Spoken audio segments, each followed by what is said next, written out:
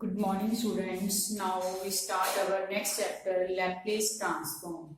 So Laplace transform में सबसे पहले हमारी definition है function is of exponential order. So function exponential order का कब होता है? If a function is said to be of exponential order alpha greater than 0, if x tends to infinity, e raised to power minus alpha x f x. function क्या है? एक function exponential order का कब है? If जब हम limit x tends to infinity ले रहे हैं e raise to power minus alpha x f x क्या करता है, एग्जिस्ट करता है, और वो क्या है, कोई फाइनाइट वैल्यू है. एग्जिस्ट है मतलब कोई इंफिनिटी नहीं है. So when we are taking limit x tends to infinity then e raise to power minus alpha x f x क्या कर रहा है बेटे, एग्जिस्ट कर रहा है. देन वो फंक्शन हमारा क्या होएगा, इज ऑफ एक्सपोनेंशियल ऑर्डर.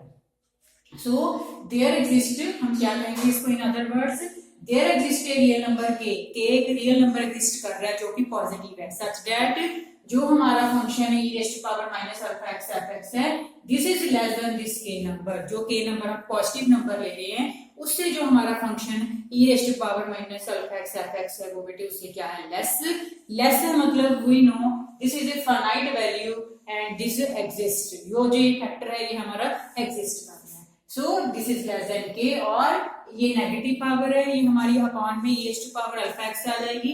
दूसरी साइड ले जाएंगे तो ये k के साथ क्या होगी, मल्टीप्लाई. इन अदर वर्ड्स हम क्या कहेंगे, f(x) is less than k e raise to power alpha x. So एक फंक्शन को जब एक्सपोनेंशियल ऑर्डर का होएगा उसके लिए हमारे पास क्या कंडीशन है, e raise to power minus alpha x के साथ हम जो भी फंक्शन है उसको लेके we take limit x tends to infinity. If this is exist, finite value आ रही है, एग्जिस्ट कर रहे हैं, देन वो फंक्शन एक्सपोनेंशियल ऑर्डर क्या है, otherwise not. So we are discussing one example, if f(x) is x the n, so we have to check this function is of exponential order or not. so हमारा क्या होता है exponential order के लिए, limit x tends to infinity e raise to power minus alpha x f x. What is f(x)? वो हम f x की value यहाँ पे सब्स्टिट्यूट कर देते हैं, और e raise to power minus alpha x negative है तो वो हमारा अपॉन में आ गया. Next step is to apply limit x tends to infinity.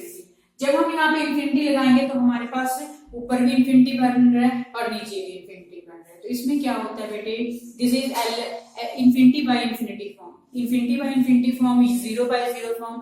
Then we apply LH rule. तो वो LH रूल क्या करता है कि हम उसमें ऊपर वाली जो टर्म है उसका अलग डेरिवेटिव लेंगे और नीचे वाली टर्म का अलग डेरिवेटिव लेंगे. किसके विद रिस्पेक्ट टू लेने हैं, जिसने इसको इंफिनिटी बनाया है. तो जब हमने x को इंफिनिटी किया तो x ने इसको इंफिनिटी बनाया है, तो विद रिस्पेक्ट टू x हम इसका डेरिवेटिव लेंगे. सो x दी n का डेरिवेटिव हमारे पास क्या आ जाएगा, n x दी n माइनस 1.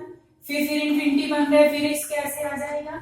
ये ऐसे ही हमारे डेरिवेटिव्स आते जाएंगे, n माइनस 1 x दी n माइनस 2, फिर n minus 2 x the power n minus 3 and so on. और लास्टली मेरे पास क्या आ जाएगा, x दी पावर 0, वो क्या होता है 1. So this means n minus 1 n minus 2 these all terms क्या बनती है हमारी n फैक्टोरियल. क्यों कर रहे हैं, बिकॉज हमारे पास ऊपर नी इंफिनिटी बनना चाहिए. तो जब तक ऊपर हमारे पास इंफिनिटी बनता जाएगा, देखो नीचे तो बनेगा because e raise to power alpha x है, वो फंक्शन तो हमारा खत्म ही नहीं होता. उसमें सिर्फ डेरिवेटिव का क्या फर्क है, e raise to power alpha x और एक साथ में अल्फा आ जाएगा.